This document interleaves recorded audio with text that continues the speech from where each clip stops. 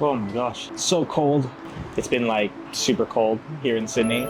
And yeah, I'm out here in a t-shirt. It's nice just to feel a little bit sun in the morning. Typical engineer, go touch some grass. Today, I'm thinking about going out and getting some food, maybe a little brunch, and then we'll come back and work up some projects. All right, let's get to it. So before we start our day, typically I need to freshen up a little bit. That means taking a shower, blow drying my hair, and in some days, just shaving my face. Mostly because I can't grow a beard, but I still get a bit scraggly. And lastly, we gotta say good morning to our cat, Sprout. This morning, we decided to go out to a brunch spot that's nearby, one short walk away, and we just prayed that we could get parking.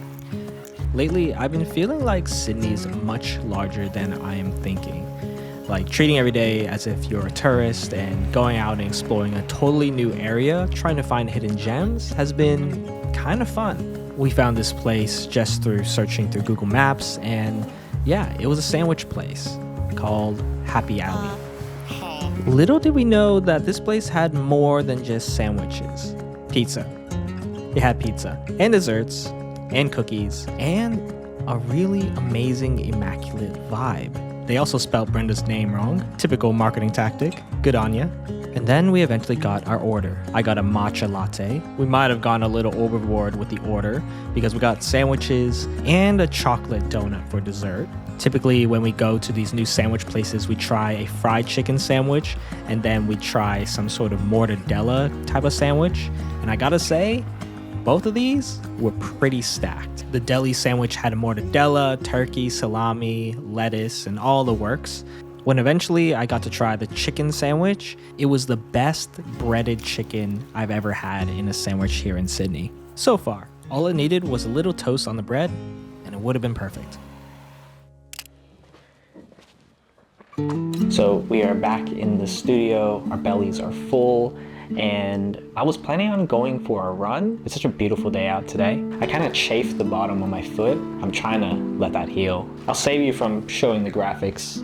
In the past year, I have been taking up my hobby of running, just like everyone else in their mid to late 20s have been. And I have been accruing quite the collection of racing medals. I've only done races that are based in Sydney. So far I have done City to Surf. A little tidbit was that last year, my goal was to complete City to Surf for the first time. I was in the green wave. At the beginning of the year, my initial thinking was, hey, I haven't done running in so long. I used to do it back when I was younger and I was pretty decent at it. And I found that I honestly needed something healthier other than lifting at the gym to keep me healthy again. So this was a major accomplishment for me. And surprisingly, that Heartbreak Hill that they said was killer wasn't that bad. Seriously, it wasn't that bad. The other race I did was this 10K and it was a little bit of a last minute one. Raced it with a few of my friends. It was a good precursor to what it's like on the day of a race. Really took off the nerves on that one. Next, we have the Sydney Marathon. This one was probably the biggest YOLO of my life because my goal was to run 14 kilometers. This one was 42. I don't know what got into my mind. I realized that there's not many opportunities I'm probably going to get to run a full-blown marathon. So why don't I just give it a go? What's the worst that can happen? In the end, we completed it in 5.5 hours. I think it's okay, not bad for someone who is starting out. The fact that we completed this one and then it became another world major, making me feel like I'd go out and do amazingly hard, arduous things. And then there's this year. My friend and I, we signed up for the Hoka Half last year. To be completely honest, this one was probably one of the harder routes, mostly because I felt like I was a little bit out of shape after not running for a few months, taking a hiatus during the summer. But in the end, we finished it. Can't complain. Honestly now, after looking at these medals, these are just the equivalent of Pokemon gym badges. Maybe that's why we're so addicted. And surprise, surprise, I will be running a few more events this year. I will be doing City to Surf for the second year in a row, potentially Sydney Marathon, and then Melbourne Marathon. Yeah, I have a lot more training to do.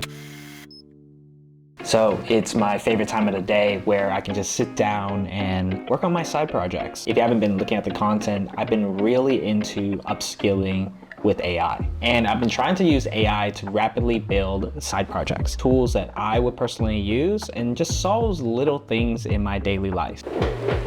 And lately, I've been really wanting to use V0. V0 is by a company called Vercel. If you're a web developer, you'll definitely know that name. But essentially, it's a way to rapidly develop websites. There's other ones in the market like Lovable or Replit, which I've tried a little bit in my spare time, but I'm trying to go for depth and try to learn whether the tool is valuable or not. The one thing about being a software engineer is that sometimes you have to take your hands off the code and frame your mind into being a systems solution architect. That means understanding how different types of systems interact. Do you need a web application? Do you need a mobile application? What kind of database do you need? There's a lot of this connective tissue questions that if you're working in a team needs to be clarified. And a lot of time people use a tool called Draw.io. Draw.io is essentially just a tool where you can create little boxes and draw lines to each other, add labels on top of it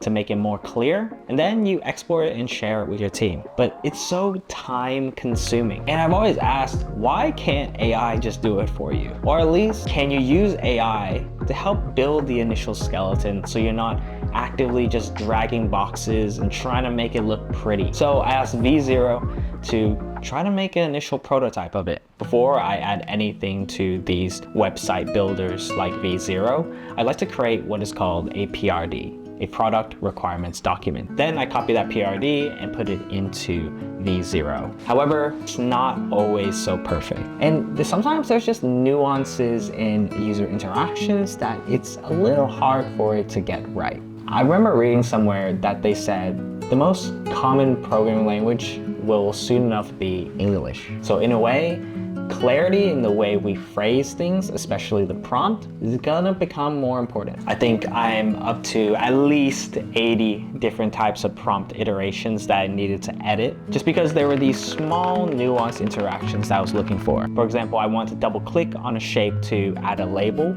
UI and user experience, I think, helps just round out an entire project. And because these are already present in other products, in a way, they're already kind of expected features. If you're a developer, you likely have seen people using AI prompting in their IDEs, integrated development environments, such as VS Code and Copilot, or different AI IDEs, Cursor, Windsurf, even Tray. For me, it was specifically that chat panel on the right-hand side that I could see be added to a product like Draw.io. All you have to do is have a blank canvas, be able to add shapes, lines, and connections, and then prompt for the changes that you're looking to see. So I have this chat panel on the right-hand side, and I can just type in, can you add a mobile front end to my diagram? And then it should generate a new node with a connection to the diagram. So yeah, this was a pretty interesting experiment just to see how V0 can create an application.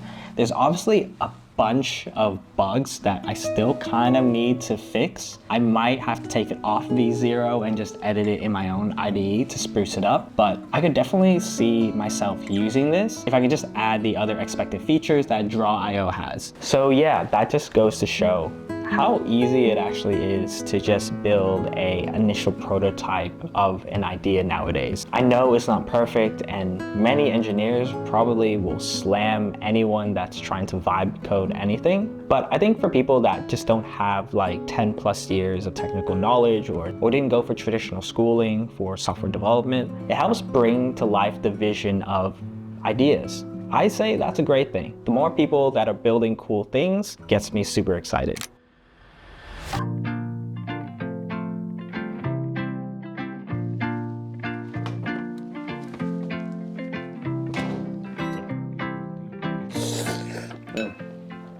So good. Honestly, nothing beats like a warm soup when it's super cold outside. I was quite sick in the past few weeks, and yeah, most of the people I know also got pretty sick as well. It's just because it's been so cold lately.